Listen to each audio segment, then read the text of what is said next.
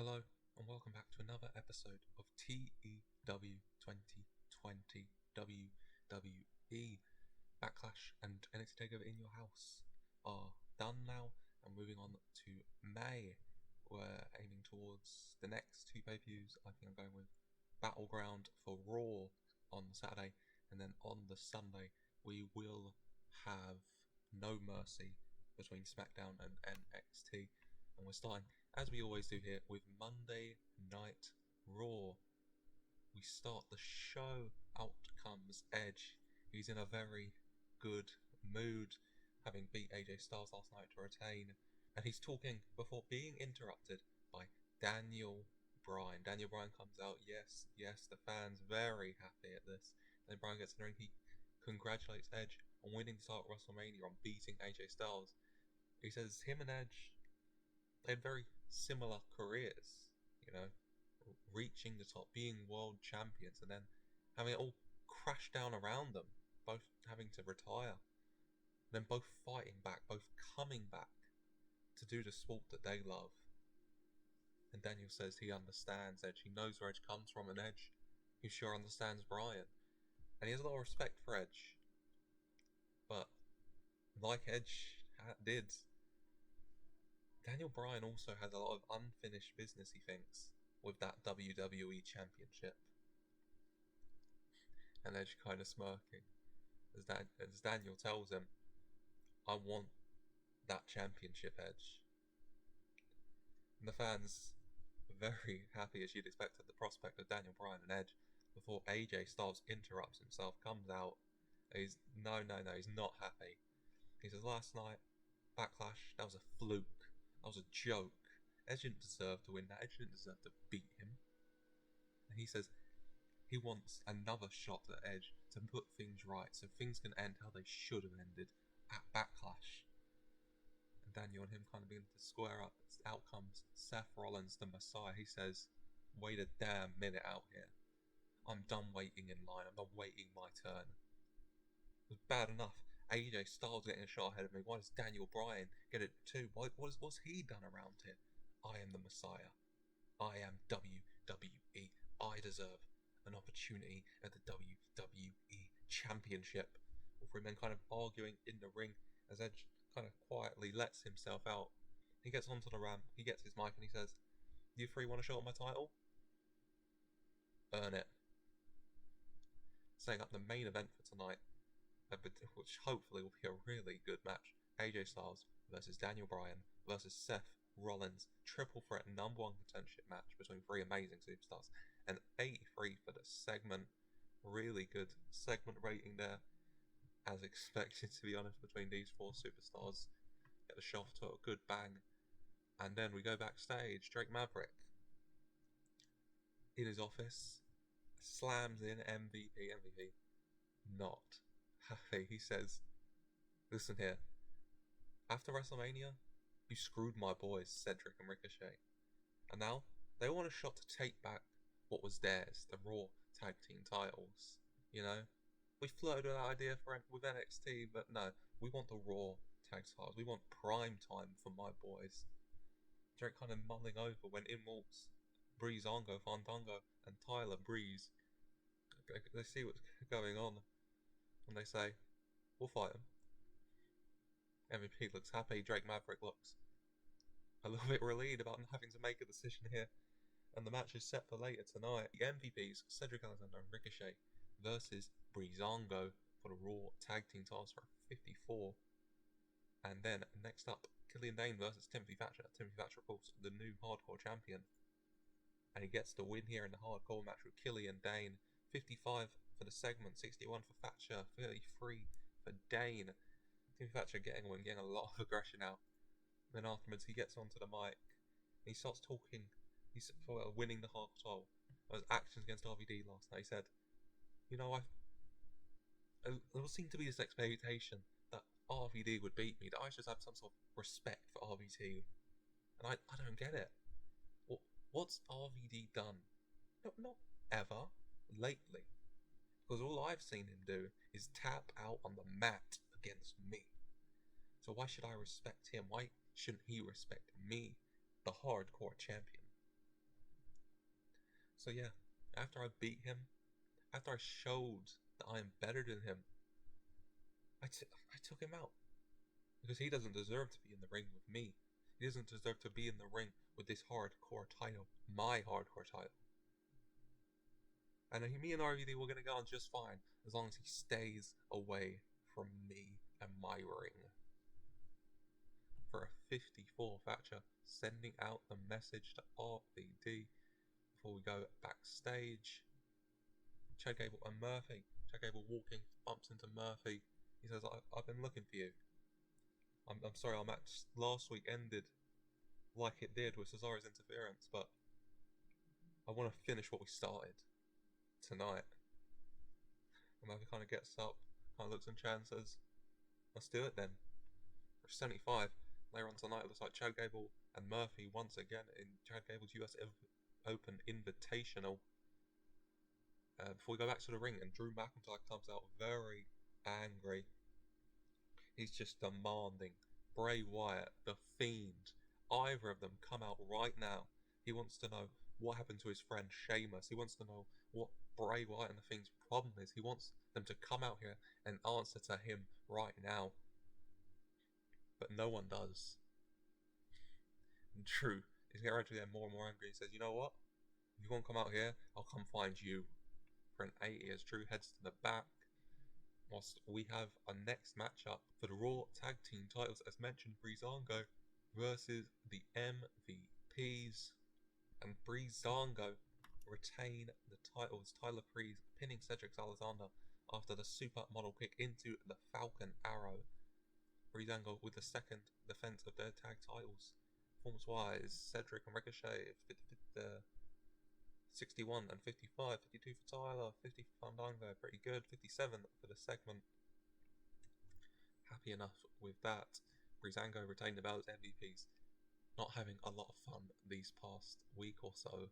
Breezango after the match, celebrating, retaining their tag titles of course, when they are attacked out of nowhere from coming out from the crowd. The Undisputed Era arrive, storming the ring. Bobby Fish, Kyle O'Reilly, and Roderick Strong, Adam Cole, nowhere to be seen. But Fish, O'Reilly, and Strong get in the ring and attack Breezango, taking them down.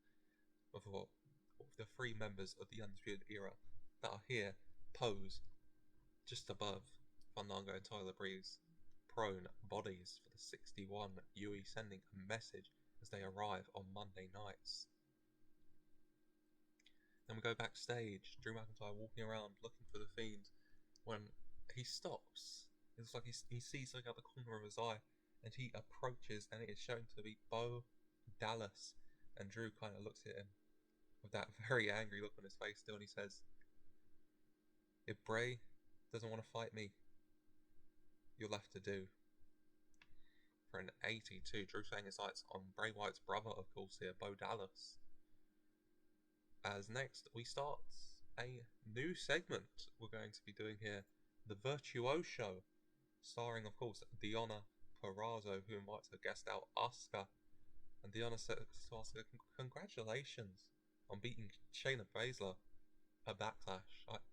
I thought that was great, because, deep down, beating Shayna Baszler, that wouldn't really mean anything to me. But beating you, Asuka, taking that belt off you, now that would mean something to me. I think that would matter. So I want you to know I'm going to enjoy taking that title off of you.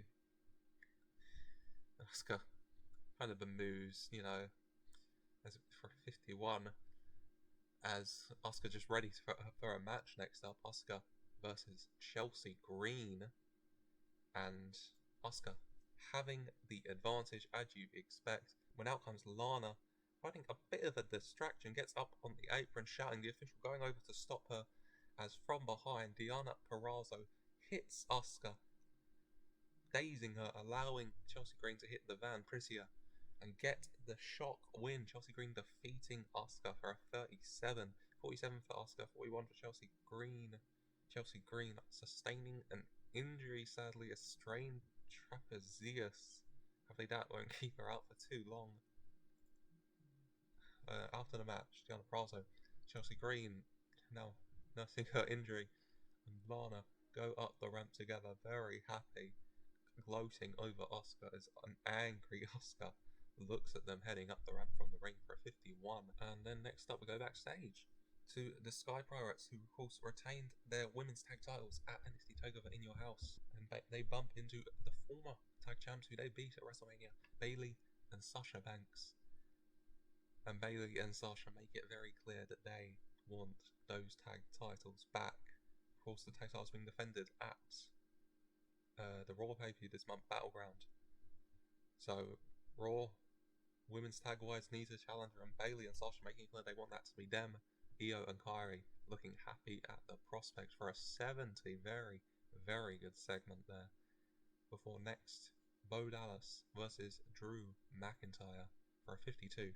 Drew getting the win with the Future Shock DDT. Drew toying with Bo Dallas here, wanting to hurt Bo Dallas in a way to try and get to Bray Wyatt, trying to get to the Fiend. Drew McIntyre with a 71-30 for Bo Dallas. Drew doing very well here. And then after the match, Drew continues to shout for the Bray Wyatt to come out here to face him like a man, but nobody comes. As Drew sets up and one more time hits a Claymore on Bo Dallas. Drew very angry. He still wants the Fiend. It does not look like he's going to let up here for the 82. For next up, we have Chad Gable's Open US Invitational, answered calls by Murphy as requested by Chad, and the two men looking to finish their match from last week. And they do. Chad Gable getting the win over Murphy here, defending the US title for a 58. 81 from Chad, really good. 39 from Murphy. After the match, the two men shaking hands, showing some respect after another battle between the two superstars for the 66. And then we go backstage to Edge, just before the main event, talking about the three competitors who could become #1 contender to his WWE title here. And he says, AJ, an amazing superstar, gave me the fight of my life. Gave me the fight of my life last night. But I won. In the end, I came out on top. And if AJ wants to fight me again, then what's he saying? Is he saying that last night he didn't give his best? Last night that wasn't the true AJ Styles? Because if he is, then I'm insulted. Because that's the AJ Styles I want. That's the AJ Styles I need. I want to fight the best. I want to beat the best because I want to prove that I still got it, that I still belong here. And he says, Daniel was right. Me and him, we've shared a lot of the same experiences, you know. Getting on top, being the top superstar, and then getting injured, having to retire, fighting back, coming back. I understand Daniel understands me, and if we fight, it would be my honor. Because all those years away, I saw Daniel, I saw what Daniel was doing, and he is, and he was, and still is one of the best superstars in the world. And Seth is cocky, yeah, but there's a level of cockiness that Edge thinks he deserves. Seth has earned. He says Seth reminds Edge a lot of himself in his early career, you know? That cockiness, that arrogance. Edge sees it. He sees himself from a long time ago in that. And he likes it. He says Seth is an amazing superstar, one of the best in the world. And maybe someday he'll realise the stuff that I realised after a long career. Maybe it'll change him. Maybe it won't. Maybe this is the final Seth Rollins. But no matter what, whoever wins this triple threat, Edge wants them to know that they need to bring their A game. They need to bring 100% all, because Edge wants to compete with the best superstars in the world, and all three of these superstars on their day can be just that. For 78, Edge looking very good, getting the crowd hotter before the main event of this evening, AJ Styles versus Daniel Bryan versus Seth Rollins in a triple threat match where the winner will become #1 contender for the WWE Championship. And it is Daniel Bryan coming out on top, making AJ Styles tap out with the label lock. Seth Rollins unable to get the ring on time to stop AJ tapping. 80 for the match, really good match. The best television match on the save so far, I think one of the best matches overall. 88 from AJ, another amazing good performance from Styles. 84 for Bryan, 75 for Seth. And in the end is Daniel Bryan who comes out on top. Daniel Bryan, the #1 contender to the WWE title. the show. 79, a very, very good show. Increased the popularity in 21 regions, very good. I am incredibly happy how that show turned out. Not surprised about the main event. Thought it might even get a little bit higher, but I'm not going to complain about the 80. A very good start to the post takeover in your house and Backlash week here. Moving on now to NXT. And now onto NXT. We start with Tegan Nox making her way down to the ring in her return to NXT. The Women's Champion comes out into the ring. She gets a mic. She starts talking. She thanks the fans for all their support during her recovery, during her rehab, and now she is back on NXT. And she talks about how she's noticed while she's gone away, an imposter has started to make their way, starting to try and lay claim to her crown, to her NXT Women's title. Mickie James for the 61, and out comes Mickie James, and she says, "Oh, Tegan, you were away. So someone had to look after NXT, but you're back now, and that's great, and but don't worry, I'm fully ready to take over the reins again when you inevitably get injured in the next few weeks or months." The team kind of laughs off and she says, "Mickie, when I was younger, I used to look up to you so much, and I want you to know it's going to be an honour next week, when I'm fully medically clear, to kick your ass, because I've spoken to William Regal, and next week it will be you versus me for the NXT Women's title." Crowd going crazy. Mickie James.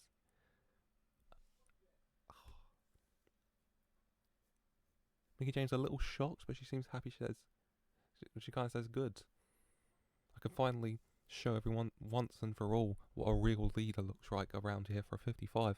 Good start from these two." And then we go backstage to a drunk-looking Velveteen Dream, kind of wandering around territory, but stops him. She says to him, "Velveteen, how do you feel about last night, losing to Aleister Black? Obviously, Aleister Black now the number one contender to the NXT title.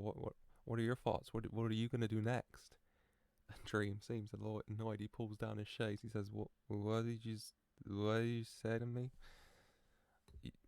What?"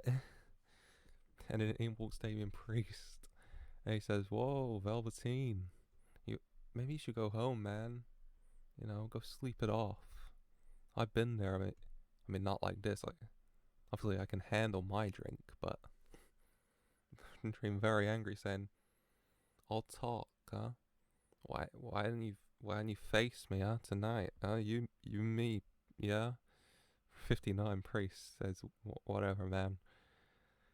So Velveteen Dream versus Damian Priest later on. And then the first match of this evening, Isaiah Swerve Scott with another chance to impress against Jake Atlas. And he does the 38. Isaiah winning with the 450. Isaiah Swerve Scott for 45. Another really good in-ring performance. 19 from Atlas, bringing the segment down a bit, but just another showcase for Swerve, I think. I've been very impressed with Swerve. He's done quite well. I do like Swerve. So I just wanted to give him another match here. And then, after that, we come back from commercial. Swords of Essex come out.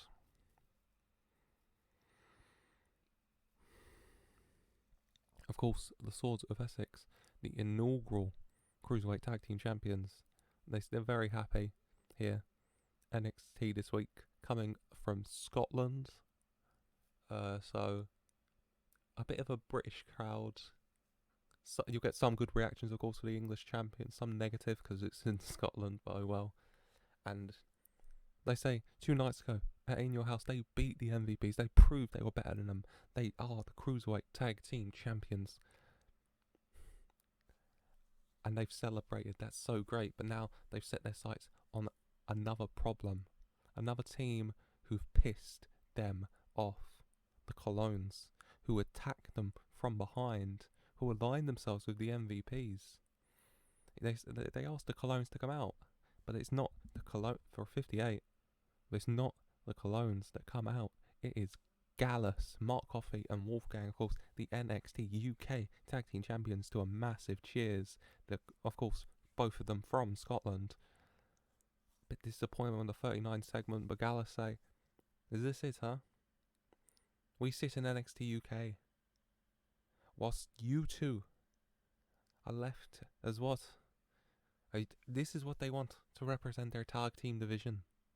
Really? Why don't you guys man up and face us tonight? And the Swords of Essex accepts. There will be a bit of a tag team showcase. Scotty Essex and Will Ospreay, the Swords of Essex, against Mark Coffey and Wolfgang Gallus. Later on tonight. Next up, though, announced a bit earlier, Damian Priest versus Velveteen Dream. And Velveteen Dream, he's managing to get through the match. Looks like maybe he could do something, but then he hears the commentator talking about Saturday. He rolls out the ring towards them, and he says, and he's very angry. He's talking about, what are you talking about? Stop that. This isn't about Aleister Black. This isn't about how lucky he got against me. This is about me. This is the Velveteen Dream show. So shut up about him. The commentator's kind of apologising back off while Velveteen Dream rolls back in the ring. Obviously, the distraction, he's not fully there. Partly the distraction, partly probably the booze. As Damian Priest hits him with the roundhouse kick.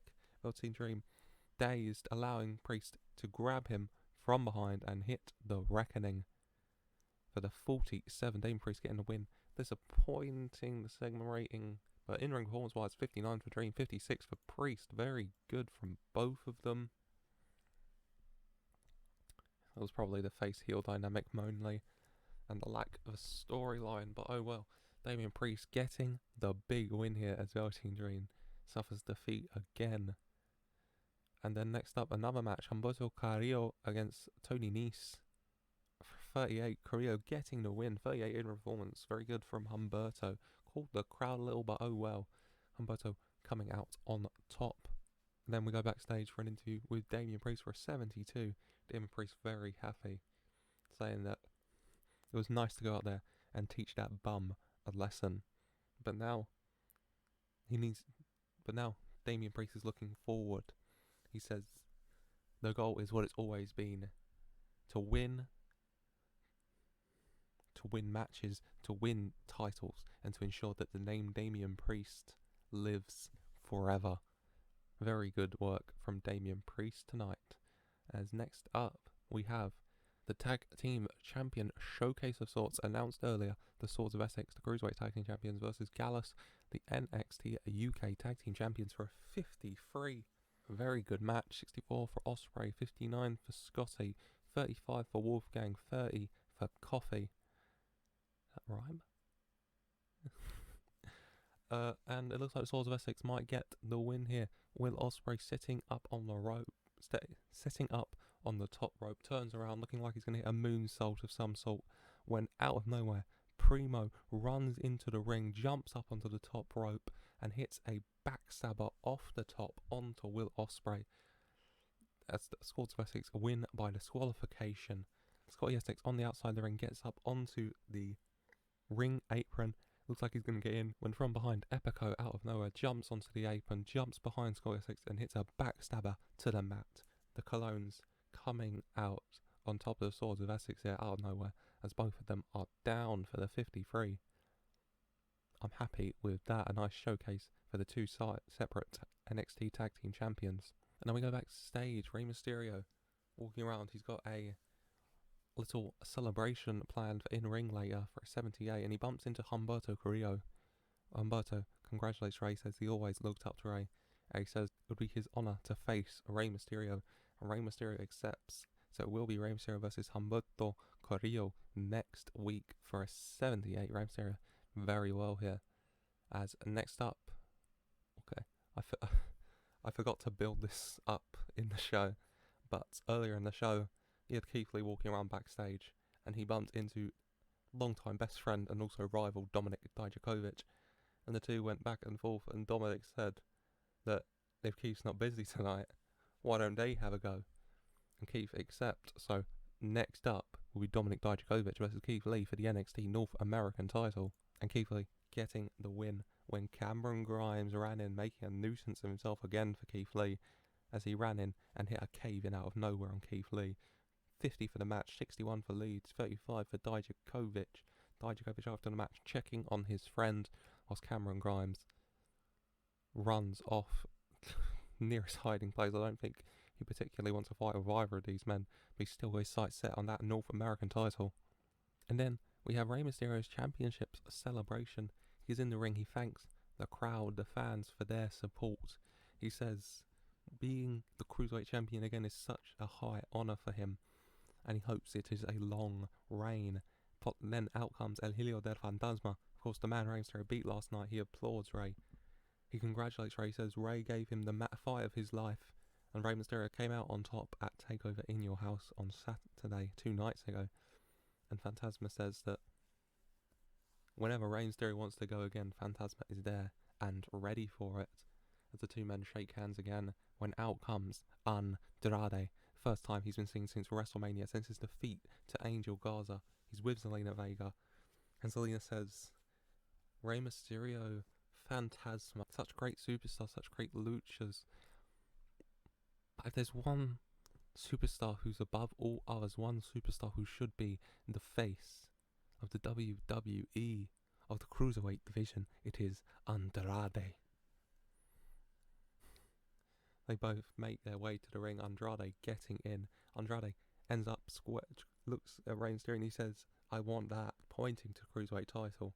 Fantasma getting in between the two men and squaring up with Andrade. Andrade kind of laughing as Fantasma challenges Andrade. Andrade accepting for the 78, leading to the main event of this evening. Andrade versus El Hijo del Fantasma for a 73. Andrade coming out on top with the La Sombra. Andrade with a 73-60 for Fantasma. 73 segment rating. What a match between these two superstars, putting on a main event worthy performance here.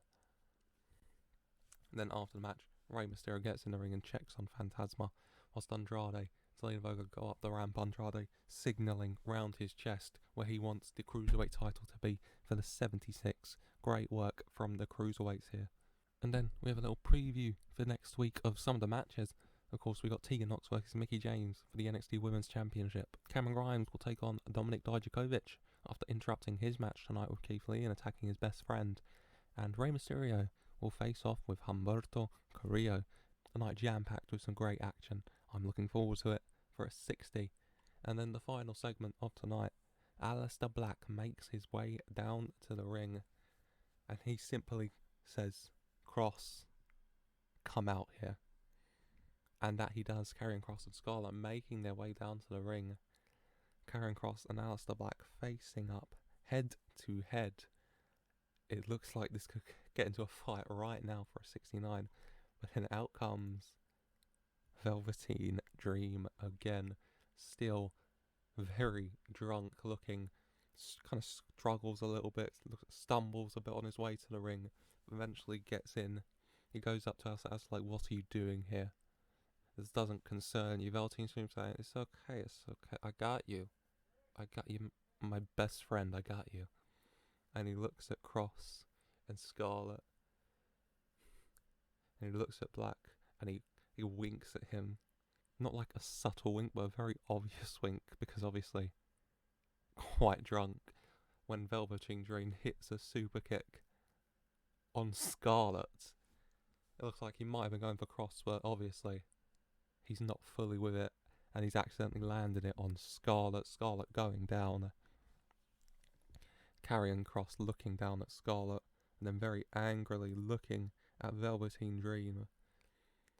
Karrion Kross moving towards Dream as the Black pushes him out of the way before hitting a black mass on Karrion Kross. Karrion Kross going down. Aleister Black and Velveteen Dream on the floor, looks at Black like, what happened? He reaches his arm up towards Black. Black looks at it before shaking his head and leaving. Aleister Black coming out on top as Karrion Kross and Scarlett are the ones who end up on the floor for once here. Velveteen Dream getting involved where he doesn't belong for a 77 to end the show. The show was 74, a good show, a good end segment, and a very good main event from Andrade and El Hijo del Fantasma, and a lot to look forward to next week. But first, to get this week out the way, finally, with Smackdown. And starting SmackDown is the Universal Champion, Big E, storming down to the ring. He looks angry. He gets in there, he grabs the mic, and he demands for Bobby Lashley to come out. He's not focusing on Roman Reigns. He's moved on from the bloodline, all of that, and now he just wants Bobby Lashley after Bobby Lashley's brutal assault of him at the end of Backlash. But Bobby Lashley does not come out. And then, for differing reasons, but much like Drew McIntyre, Big E says, if you won't come to me, I will come to you. And Big E storms out the ring and heads backstage. Will he find him? He got an 85 here, a very good opening segment. Then moving on, we do go backstage, but to Naomi and Bianca Belair. Bianca bumps into Naomi. Bianca congratulating Naomi for her win last night at Backlash, becoming the $1 million champion, of course. And Naomi thanks Bianca. You know, she gives her commiserations for Bianca losing to Rhea Ripley in the Women's Universal title match. And Bianca kind of giving her the side eye a little bit and saying, oh, don't worry about that, I'll be fine. You know, I've set my sights on a different goal. And then she looks down at that $1 million title Naomi has, and Naomi kind of smirks and said, try it, for 72, setting up maybe a little something here. Next up we have King Corbin taking on Rich Swann, and Rich Swann gets to win the roll up off his game a little, but still gets the 53, the 50 for Corbin, the 45 segment rating. That's alright, just gets the show going, gives Rich Swann a bit of a win here, a bit of momentum after the feud with the Dirty Dogs for him. And then Naomi. And speaking of the Dirty Dogs, we go backstage, Kayla Braxton there, and then you see the Dirty Dogs very, very happy, maybe a little drunk. Dolph seems the drunkest of the lot, driving by in like a little lawnmower-like thing with a cooler, just like Beer Money used to. And Kayla stops them. She congratulates them, of course, winning last Friday against Montez Ford, Rich Swann and Mark Quinn. She also says, you've clearly been celebrating. They swear, they say, yeah, we have, you know. Me and Robert here, we've been showing Dolphy here how to party. And, you know, he's getting used to a bit. He's a little bit of a lightweight, but, hey, we're celebrating for the 74. And then James Storm says, we were going to stay out, but then I got a message from Paige, said you wanted to see me, so just heading there now. What is Paige going to talk to James Storm about? We'll find out. Before that, we go back to the ring. Naomi comes out, the $1 million champion, and she thanks the fans, says how much this means to her to have a title again, and she sets up the match. Next up, number one contendership, Bianca Belair versus the woman she beat last night, Liv Morgan, versus Ruby Riott for the 60, and then the match itself gets a 51, and it's Bianca Belair pinning Ruby Riott after the KOD. Sadly, Belair and Morgan both off their game, but still 49, 45, 45, 51 for the match. I am quite happy with this. It is Bianca Belair who comes out on top. Bianca Belair, the number one contender to the $1 million championship. Her and Naomi squaring up after the match. Then we go backstage, DIY walking around their SmackDown tag titles, and they bump into the Hardy Boyz. Of course, the Hardy Boyz, Jeff had his steel cage match last week with Jey Uso, getting the win there. Finally getting some revenge, and now with Matt Hardy back, bumping into the SmackDown Tag Champions, and Jeff and Matt congratulate DIY for their title win on Sunday against the New Day at Backlash. And then the New Day, and then DIY congratulate the Hardy Boyz for their win. A couple of weeks ago against the Usos, coming out on top. Last week for Jeff Hardy in the steel cage. And then there's a bit of tension. DIY say, as tag team champions, we want to face the best. We want to beat the best, and I don't think anyone can argue or doubt that for so long, the Hardy Boyz have been one of the best. So, what do they say? Jeff and Matt kind of look at each other for agreeing. So in the main event tonight, it will be DIY versus the Hardy Boyz, a 74 for the segment. A very good SmackDown so far. Then we go even further backstage to the car park, where we see Rhea Ripley arriving for the 71. The Women's Universal Champion in the building. She heads to the ring. She talks about last night becoming the inaugural Universal Women's Champion, sitting atop the SmackDown Women's Division before challenging someone to come out and face her, saying that she is the Universal Women's Champion now, and wanting to, find out who wants to step up to the best SmackDown has to offer. And out comes Toni Storm, of course, longtime rival of Rhea Ripley. Toni Storm beating her for the NXT UK Women's title originally. And she says to her, "You and me, we go back so far. We both know how much it means to have our women's title round your waist, to represent a brand, a company. And we both know that when we get in the ring, magic happens." So what do you say, Rhea? And before Rhea can really say anything, out come the Iconics, Peyton Royce and Billie Kay. And Peyton Royce saying that, Rhea, that's great that you won that, but you beat Bianca, and that's fine, but you didn't beat me. I mean, I only wasn't in the final because Bianca got so lucky against me when we faced off in the semi-final. But so if you really want to prove yourself, then you should face the challenge a bit more iconic. And then Peyton and Billie get in the ring. Peyton and Toni squaring up. It's the 50. We get 50 for the segment and sets up the match. Next up, number contendership for the Universal Women's title. Toni Storm versus Peyton Royce. Rhea Ripley sitting on commentary. Billie Kay at ringside. And it's the Billie Kay at ringside that pays dividends, as Billie Kay, taunting on the outside, Toni Storm reaches through the rope to grab Billie Kay, getting her, but the distraction allows Peyton Royce to roll Toni Storm up for the 1, 2, 3. Peyton Royce, the number 1 contender for the 48 match-wise. 43 for Peyton, 45 for Toni. Good performances from the two women and a good segment rating. Very happy with that. A really good show so far, I would say. Then we go backstage to Roman Reigns. Not happy, he says. They think this family is a joke. They think we're a joke. They think I'm a joke. I've allowed myself to become so distracted with you three, with your problems, with your failures. That's clouding my judgment. It's distracting me. It's getting my head. It's stopping me from being 100% my best out there. And that's not good, and that can't be allowed to go on. I know what the problem is. I know where this started.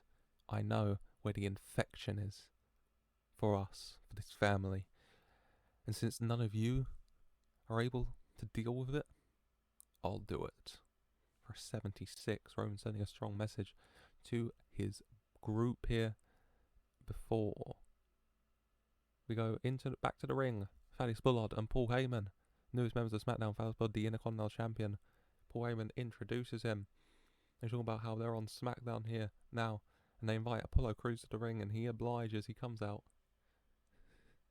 Apollo and Thaddeus kind of squaring up, Paul Heyman separating, and Paul Heyman saying, Apollo, we could have had you suspended. We could have had you fired from SmackDown, because that is the power that the Intercontinental Champion of the world, Thaddeus Bullard, possesses. But that is not what he wants, because he doesn't want you to get off that easy. He doesn't want you to just leave. He wants to hurt you. But at the same time, maybe you're not worth his time, It's one thing to sneak attack a man in a parking lot, and it's another to face him head on. So if you want a shot at Mr. Bullard, if you want a shot at his Intercontinental Championship of the world, you're going to have to earn it. For 63, Paul Heyman, Thaddeus Bullard leaving the ring as Apollo Crews' opponent for the night comes out. James Storm, obviously, this is what his meeting with Paige was about. So next up, Apollo Crews versus James Storm, Intercontinental title number 1 contenders match. And James Storm hitting a super kick. Looks like he might be able to win when Montez Ford's music hits. He comes out onto the ramp driving the little lawnmower thing James Storm was riding earlier, wearing James Storm's cowboy hat. James Storm looking annoyed, looking angry, going up to the ramp and shouting up to Montez Ford. And Montez Ford waves down at him.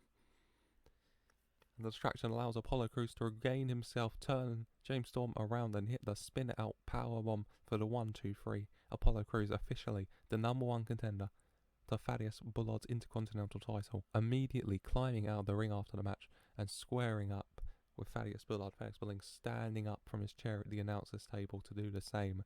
This should be a big match between two big superstars for the 56 here. 54 for Crews, 48 for Storm, very good. And then we go backstage. Big E still walking around, still angry, but he finds Kofi and Xavier laid out in the corridor, and he shouts, "Where is he? Where's Lashley?" He's not happy. He gets the medics to come and see Kofi and Xavier to check on him, whilst he continues his quest for a 79. Very good. And then the main event of this evening, DIY against the Hardy Boyz, and the Hardy Boyz getting the win here by disqualification. Roman Reigns running in when Matt Hardy's down, when DIY are tired, and attacking Jeff Hardy, hitting him with a spear out of nowhere, laying him out. Roman Reigns obviously sees Jeff Hardy as the problem. Jeff Hardy has been a thorn in the Bloodline's side for a while, obviously, all the way going back to Elimination Chamber, where he attacked Roman Reigns in the chamber, leading to the Bloodline's defeat against the New Day. Roman Reigns setting his sights on Jeff here. 69 for the match, 70 for Johnny, 78 for Jeff, 62 for Tommaso, 51 for Matt. Very good tag team main event here. Very happy with the show. And then the ring is cleared, and then out comes Bobby Lashley and MVP into the ring. MVP starts talking, saying that Bobby Lashley was tired of disrespect, tired of being told to wait in line. Bobby Lashley is going to take what he wants, and what he wants is the Universal title right now. And then, no music, just Big E coming out, storming down to the ring very angrily, rolls into the ring, throws the Universal title at Big E, and storms into Bobby Lashley. The two superstars brawling when from the crowd runs in Cedric Alexander and Ricochet to get involved. They go for Big E, fighting them both off, getting them down, when out of nowhere Bobby Lashley runs at him and hits a spear, laying out Big E. And then with Big E down, MVP hands Bobby Lashley the Universal title, and he poses above Big E again with the title in his hand. MVP, Cedric Alexander and Ricochet by his sides for 68. Bobby Lashley comes out on top against Big E once again. And that's 74 for the show. A really good week here. I think, what's that? A 74 for SmackDown, 79 or an 80 for Raw. I think NXT had a 70 to 74 as well. Just a really, really good week overall.